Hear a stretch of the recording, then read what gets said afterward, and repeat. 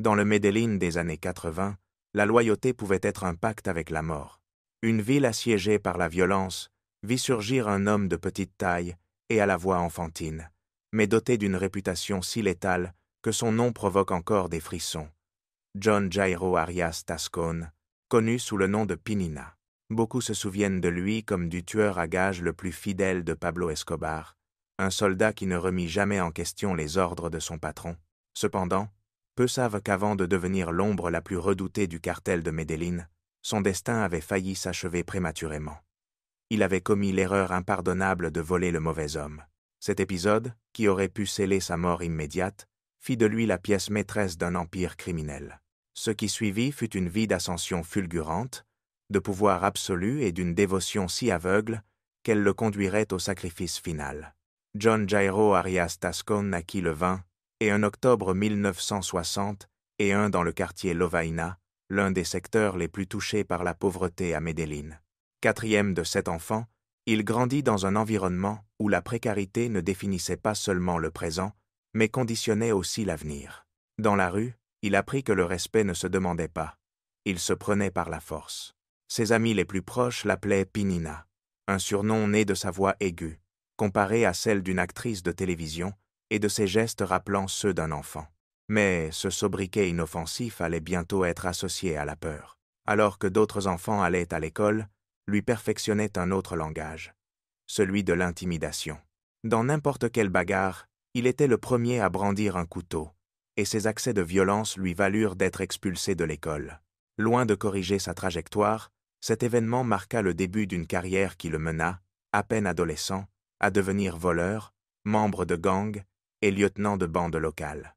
Derrière son apparence fragile et son mètre 54 se cachait une détermination féroce, un instinct calculateur et une propension à la violence qui le distinguaient des autres. La petite taille de John Jairo contrastait avec sa capacité à échapper aux autorités.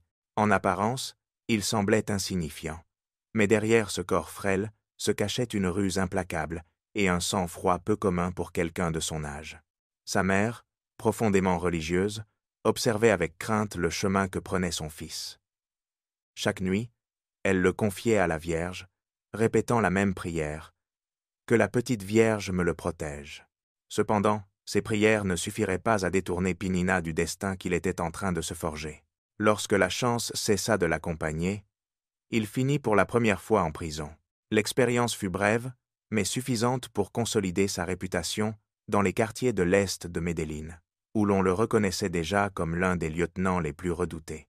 Mais le tournant décisif de sa vie ne viendrait pas d'un triomphe, mais d'une erreur. Voler l'homme le plus dangereux de Colombie, Pablo Escobar. La logique voulait qu'une telle audace le condamne à une mort certaine. Pourtant, ce qui semblait être une sentence irrévocable se transforma en une porte ouverte vers un monde de pouvoir illimité. C'est là que naquit l'une des loyautés les plus extrêmes que le crime organisé ait connues. Car l'histoire de Pinina ne s'explique pas seulement par ses crimes, mais par la métamorphose d'un délinquant de quartier en le bras armé le plus impitoyable du cartel de Medellín. Tandis que l'opinion publique se concentrait sur Escobar, peu remarquaient que dans l'ombre grandissait un homme à l'apparence presque enfantine, prêt à tuer et à mourir pour son patron. Dans une société où la trahison était la règle, Pinina représentait l'exception. Sa parole valait plus que la vie. Et cette même loyauté qui l'avait élevé au sommet du crime finirait par tracer le chemin vers sa tombe. Le contexte dans lequel cette relation prit forme était celui d'une Colombie en crise. Durant les années 80, l'économie légale vacillait, tandis qu'un commerce clandestin se développait à une vitesse fulgurante, le trafic de cocaïne.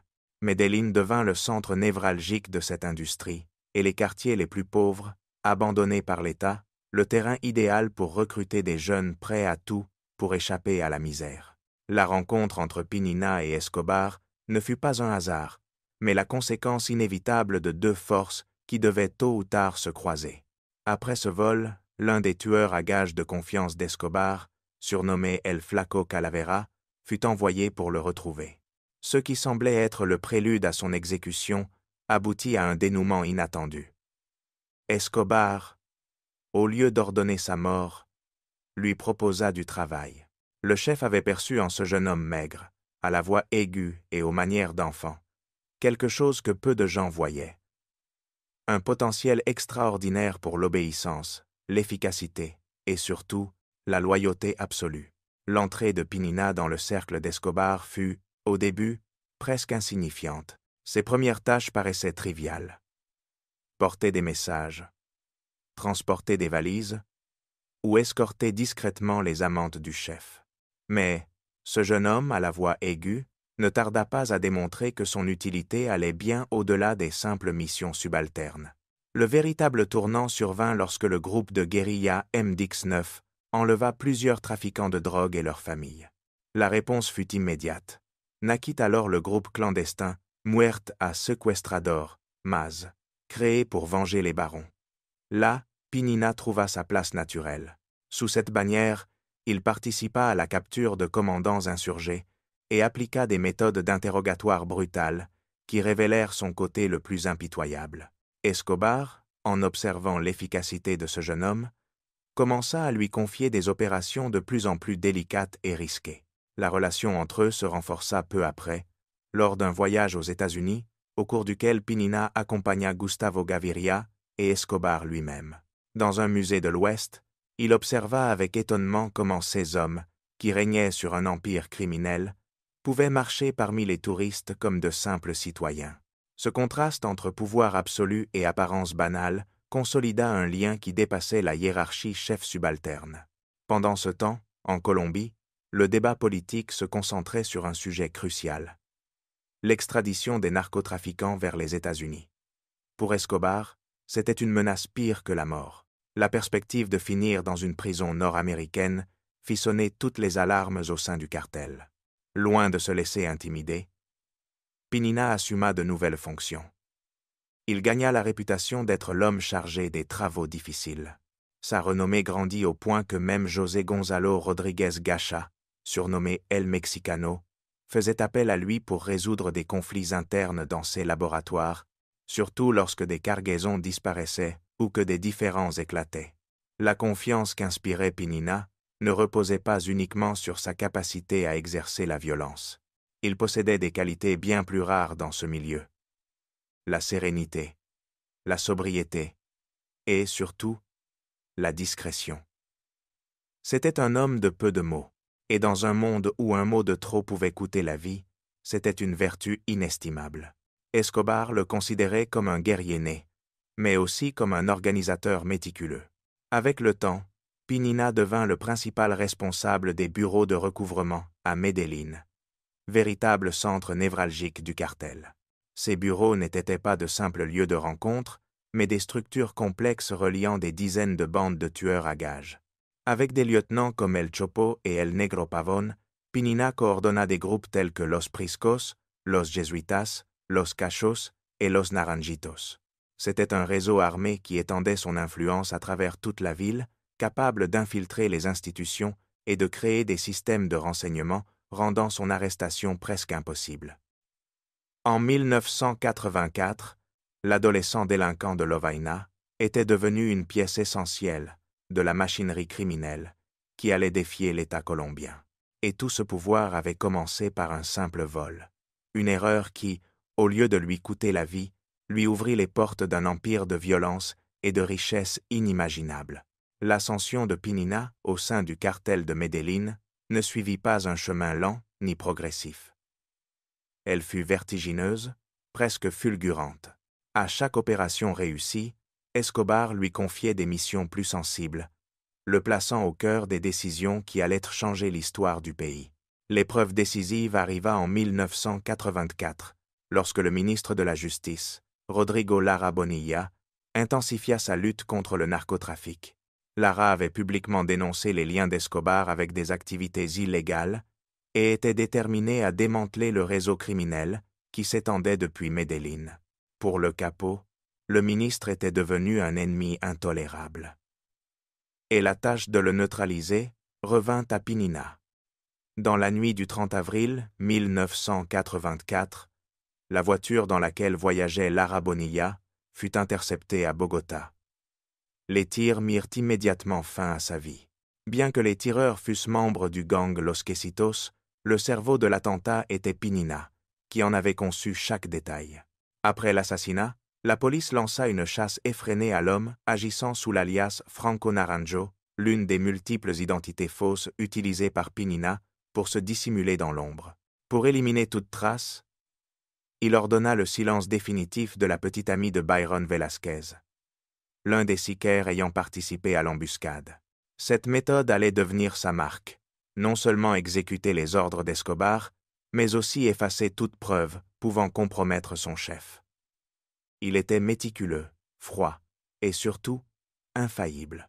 Après l'assassinat de Lara, Escobar s'enfuit temporairement au Panama, accompagné de ses hommes de confiance, parmi lesquels Pinina. Lorsqu'ils revinrent, le contexte avait changé. La mission de Pinina ne se limitait plus à éliminer des adversaires. Il devait désormais infiltrer les forces de l'ordre au plus haut niveau. Le réseau d'informateurs qu'il construisit devint si efficace que presque aucun mouvement de la police ou de l'armée n'échappait à son contrôle. Si une opération contre le cartel était organisée, Pinina le savait avant qu'elle ne commence. La réponse de l'État colombien au crime de Lara fut immédiate. Il intensifia son offensive contre le cartel de Medellín. Escobar, conscient de la menace que représentait l'extradition vers les États-Unis, créa l'organisation clandestine connue sous le nom de Los Extraditables, avec une devise aussi provocante que brutale. Nous préférons une tombe en Colombie qu'une cellule aux États-Unis. Dès ce moment, la violence atteignit un niveau sans précédent, et Pinina en fut le bras exécutif. Si un journaliste osait écrire contre le cartel, Escobar n'hésitait pas. Il envoyait El Monito, comme il appelait affectueusement Pinina. Si un policier les poursuivait, la réponse était la même. Lorsque le procureur Carlos Mauro Hoyos lança de nouveaux mandats d'arrêt contre les chefs du cartel, Pinina avait déjà la formule. Corruption d'abord, violence ensuite si les pots de vin échouaient. Cette confrontation ouverte contre l'État fit de Pinina un millionnaire. Au milieu des années 80, les autorités estimaient que sa fortune personnelle dépassait les 500 millions de pesos colombiens, une somme colossale pour un homme qui, à peine 10 ans plus tôt, survivait dans les rues de Lovaina. Le jeune pauvre de Lovaina, qui avait autrefois vécu parmi les gangs et les petits voleurs, arpentait désormais les quartiers les plus exclusifs de Medellín. Pinina ne profitait pas seulement de luxes impensables durant son enfance. Il achetait aussi des fermes, des appartements et des propriétés dans diverses municipalités d'Antioquia, affichant une richesse qui semblait inépuisable. Son pouvoir s'étendait à grande vitesse. Lors d'une opération à Bogota, il voyagea avec Rodolfo Prisco, chargé d'éliminer un juge et d'autres figures menaçant la sécurité du cartel. Pour beaucoup de ses cibles, la simple idée de s'opposer à la machine de mort que représentait Pinina suffisait. Certains acceptaient les pots de vin proposés. Ceux qui refusaient recevaient des menaces personnalisées, de sinistres messages rédigés par El Poeta, qui envoyaient aux victimes des invitations quotidiennes à leurs propres funérailles. Le niveau de terreur inspiré par Pinina était tel que même la police de Medellín était profondément infiltrée et corrompue. Il connaissait en détail la géographie des quartiers populaires et utilisait cette maîtrise pour recruter des jeunes désireux de devenir sicaires. Il leur offrait de l'argent, des motos et du prestige dans le monde criminel. Et lorsque ces réseaux étaient touchés, il trouvait toujours des remplaçants parmi les centaines d'adolescents prêts à suivre son exemple. Son rôle n'était plus seulement celui d'un exécuteur. Pinina affrontait personnellement d'autres tueurs renommés comme Popel, Topo, Don Germán ou Maradona, perfectionnant avec eux les techniques de la guerre urbaine. Escobar et Rodríguez Gacha le décrivaient souvent comme « le bandit parfait », non seulement pour ses capacités d'organisation, mais aussi pour sa discrétion absolue. Les jours où les sicaires tuaient pour une dose de bazuco étaient révolus. Désormais, sous la coordination de Pinina, ils opéraient comme un réseau militarisé, avec des connexions s'étendant bien au-delà de la Colombie. Sa réputation grandit à tel point qu'il fut bientôt reconnu comme le 5e homme le plus important du cartel de Medellín, surpassant en influence plusieurs narcotrafiquants de plus longue carrière. Aux côtés d'hommes de confiance tels que El Chopo et El Negro Pavón, il cessa d'être considéré seulement comme un lieutenant. On le traitait désormais comme un véritable capot, doté de son propre pouvoir de décision. Ses compagnons le respectaient, non seulement par peur, mais aussi par loyauté et amitié. Car derrière sa vie de violence, Pinina nourrissait des passions terrestres. Il passait des heures à réparer des motos dans des ateliers, écoutait de la salsa et était un fervent supporter de l'Atlético Nacional.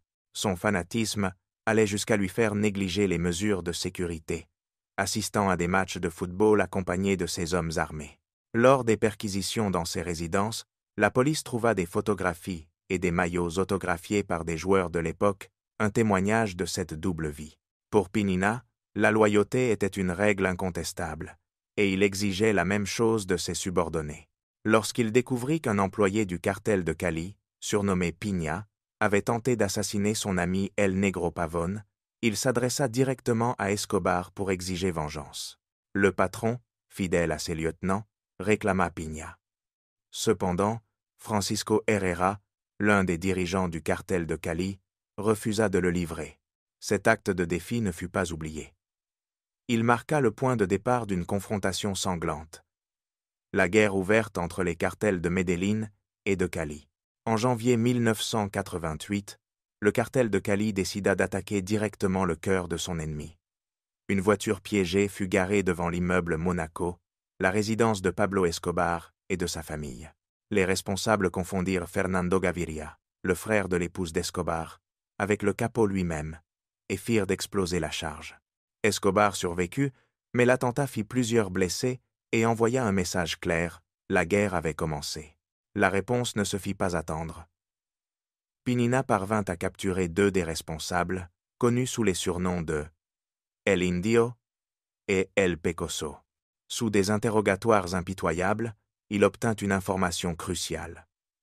Le véhicule avait été caché dans la zone de Montecassino, et les explosifs fournis par un Espagnol et un Argentin liés à une ferme à Cartago, propriété d'un homme surnommé Rasguño, proche de Miguel Rodríguez Orejuela. La fureur d'Escobar fut immédiate.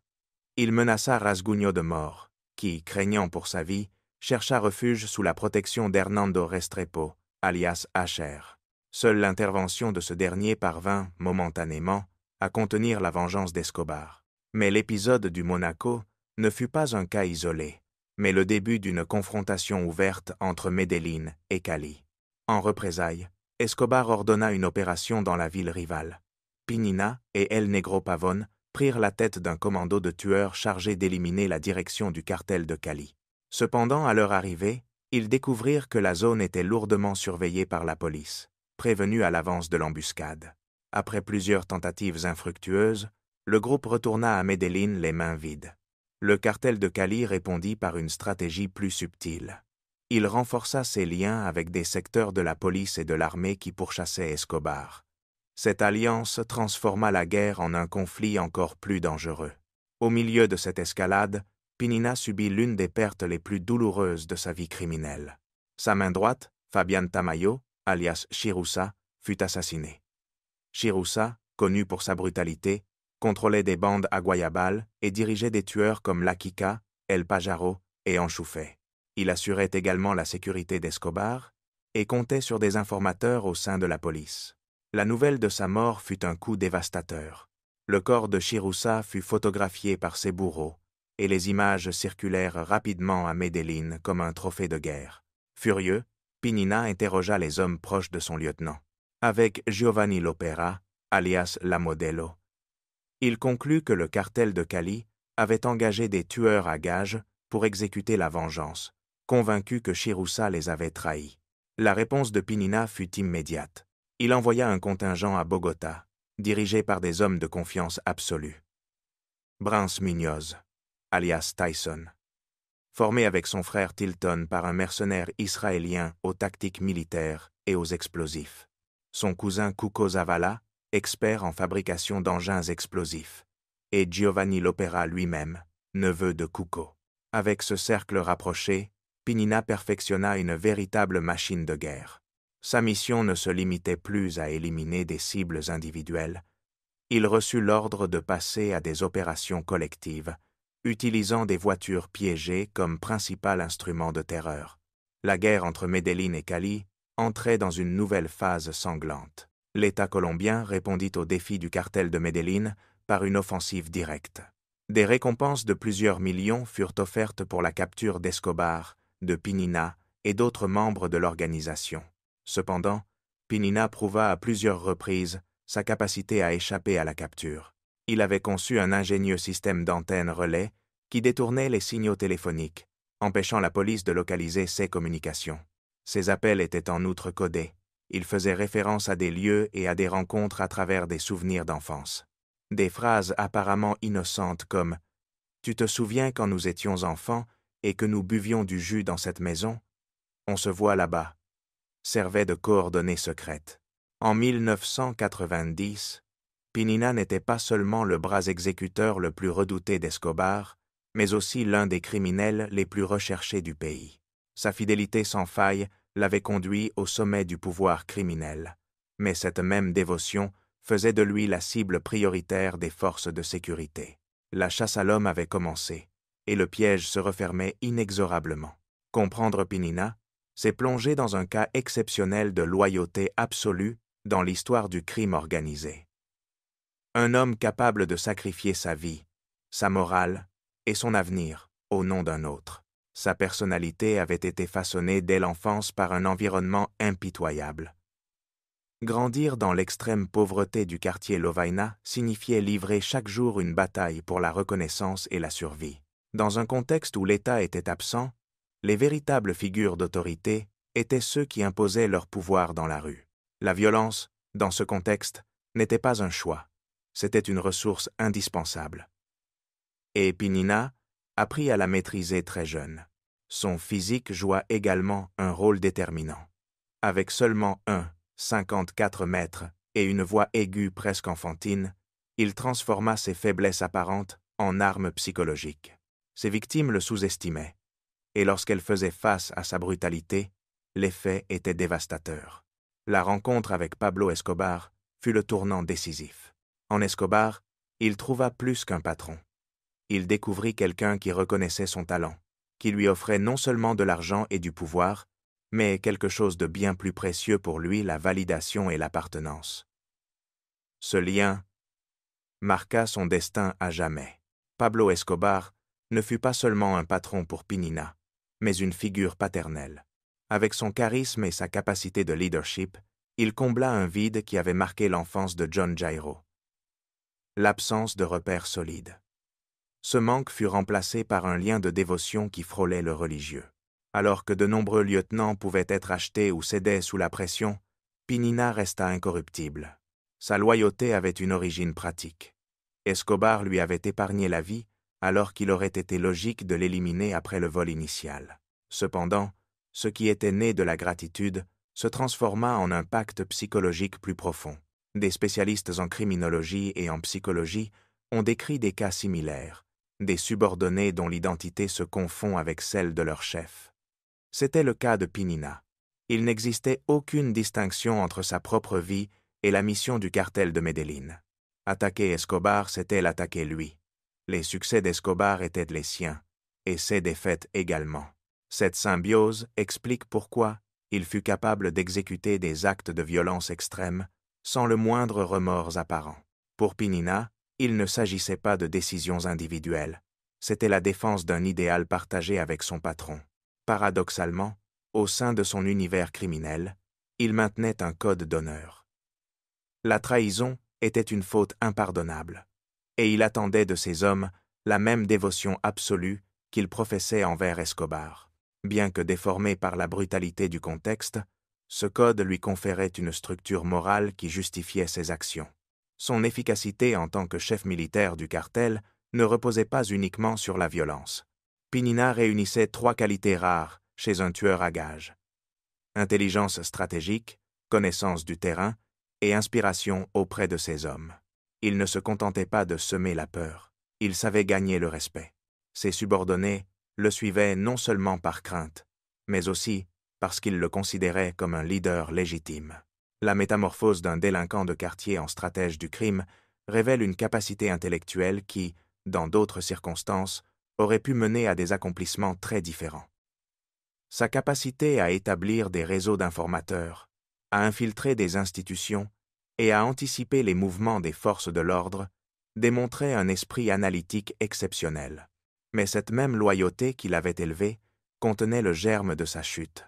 En s'identifiant totalement à Escobar et à la mission du cartel, Pinina perdit la distance nécessaire pour évaluer les risques.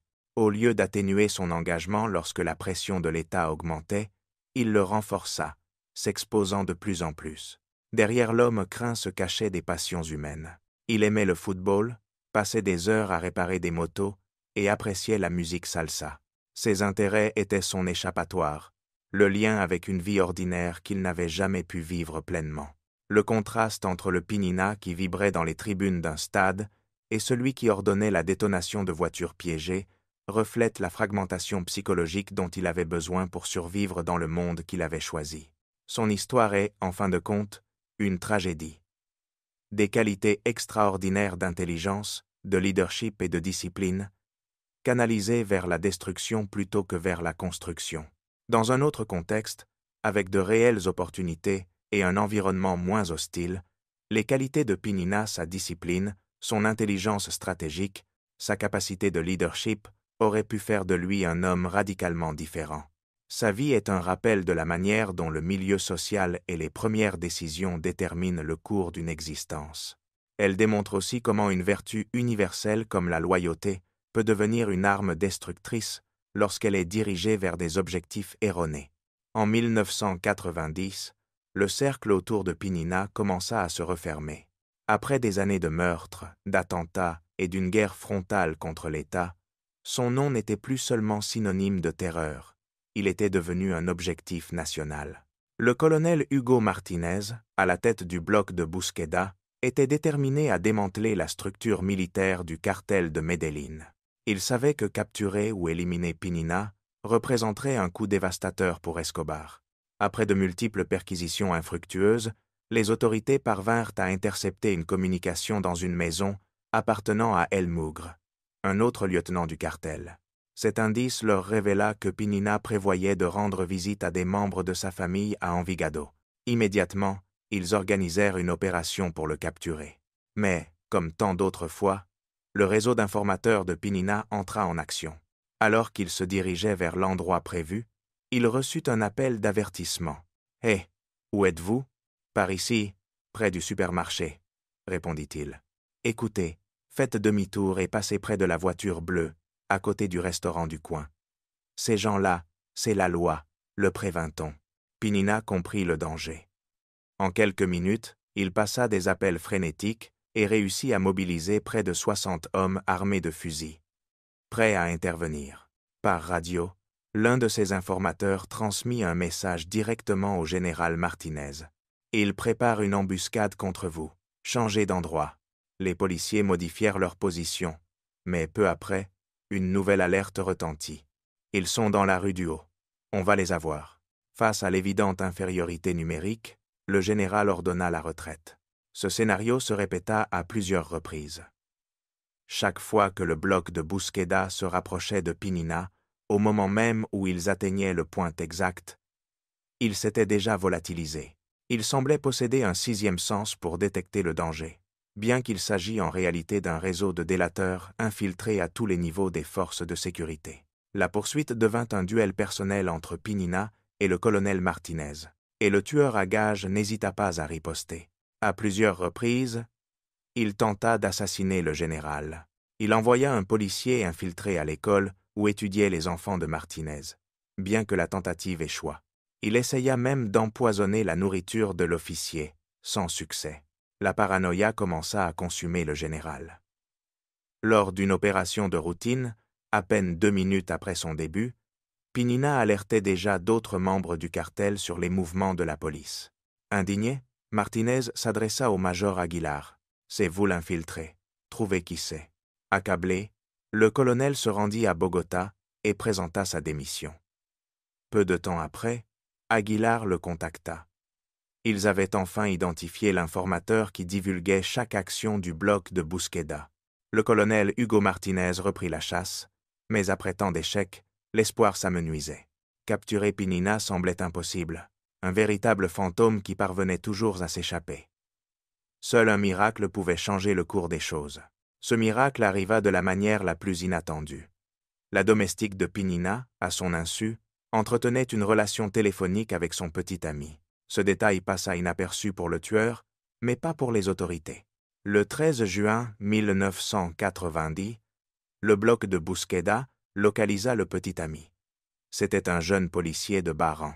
Il décida de collaborer et révéla qu'il avait l'habitude de venir chercher sa compagne dans une zone du quartier El Poblado. Grâce à cette information, une opération fut mise en place, répartissant plusieurs unités à des points stratégiques. Un jour plus tard, le 14 juin, les agents observèrent une voiture qui fit plusieurs tours avant de se garer devant un immeuble. Ce comportement éveilla des soupçons.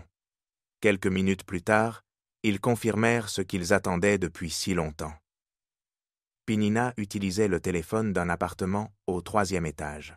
L'opération débuta immédiatement. Les forces spéciales bouclèrent plusieurs rues et pénétrèrent dans l'immeuble. Lorsqu'ils tentèrent d'ouvrir la porte de l'appartement, ils découvrirent qu'elle était renforcée. Pnina, toujours prudent, l'avait blindée. À l'intérieur, accompagné de son épouse, de son nouveau-né et de la domestique, il se retrouva pour la première fois sans issue. Fidèle à ses habitudes, il saisit une mitraillette, se signa en invoquant la Vierge comme sa mère le lui avait appris, et courut vers le balcon. Son plan était de descendre pour atteindre son véhicule, mais les agents le repérèrent depuis le bas. Pnina ouvrit le feu et la police riposta. Au milieu de la fusillade, il tomba du 3e étage, s'écrasant violemment sur le sol. Blessé, il tenta encore de se relever pour retourner dans l'immeuble, mais une nouvelle rafale de tirs le toucha. John Jairo Arias Tascón, alias Pnina, mourut à 29 ans, au milieu d'une mare de sang, criblée de balles. C'est la version officielle. Mais dans les rues de Medellín circulait une autre histoire. Selon cette version, Pnina ne mourut pas lors de l'affrontement, mais fut capturé vivant et transféré dans une caserne du municipe de Bello. Là, il aurait été soumis à une torture connue sous le nom de El Submarino. Sa tête était plongée à plusieurs reprises dans des récipients d'eau jusqu'à presque l'asphyxie, avant d'être laissé hors de l'eau et le processus recommencé.